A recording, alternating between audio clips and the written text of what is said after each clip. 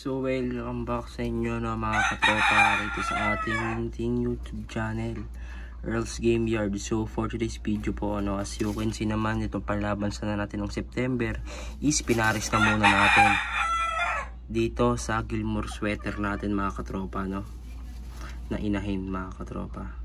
So as you can see naman sa inahin natin, akala niya mababa, pero sa totoo lang mga katropa, ang sukat niyan is medium to high station lang po siya mga katropa, dahil itong inahin natin na ito mga katropa, ito yung dating naka-range lang dito sa atin. So nakuha lang din to rin sa mini farm sa Pangasinan mga katropa. Diyan nila ako mga katropa, in-acquire lang yan mga katropa, yan mga katropa. Yun naman sa kanya, medyo mailap kasi ang inahin na yan mga tropa, pero nasakin na ng red kelso natin yan.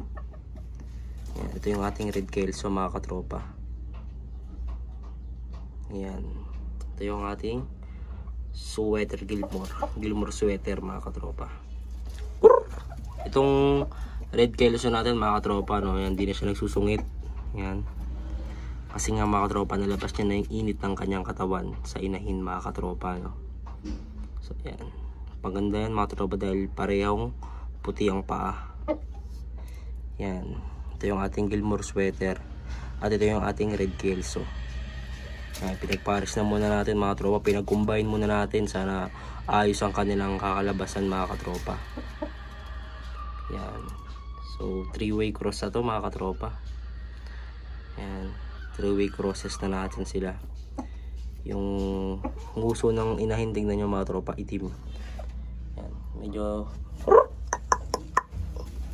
yan, itim mga katropa, sana goods ang kakalabasan yung mga yan.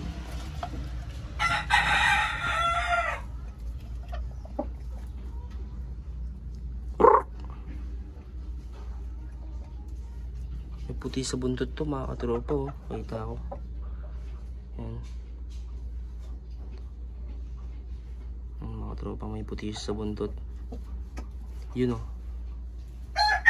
puti sa bundot. Kapag sakali maglugon siya ngayon mga tropa, baka lumabas yung kanyang puti sa buntot mga katropa.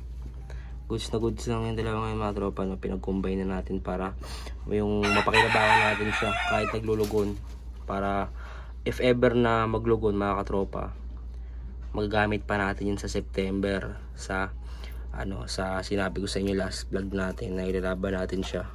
Yan, ganda ng lakad niya mga katropa, at ganda ng tindig. Yan, nahanap ko kasi sa kanya yung hinahanap ko sa mga broodcock mga katropa, Yan, yung inahin, ang ganda niyang inahin natin na yun mga katropa. Luwang-luwang mata, labas na labas yung mata ng mga katropa. Ganyan ko inaklase ba yung inahin, kung maganda ba o hindi, na kapag kayong mata nila mga katropa luha, yan, maganda ilalabas niyang inahin na yan. Yung pulit natin na yan. Yan, maganda rin yung kakalabasan ng mga paa ng mga anak na ito mga katropa, pang stagan talaga.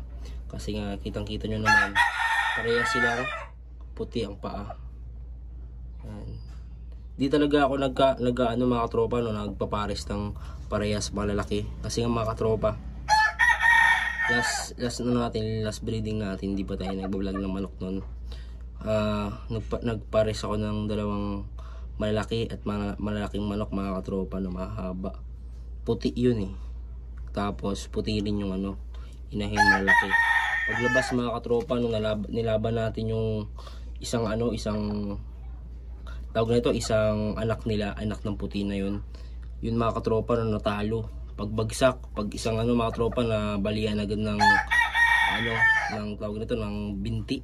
Kaya di ko talaga kinaklase pa yung manok, kahit kahit mababa yung inahin, basta mataas yung broodcock, okay na sa akin yun. Yun yung ginagawa kong mga katropa, dahil nadala na ako. Kaya yan, yung inahin natin mga katropa, napakaganda.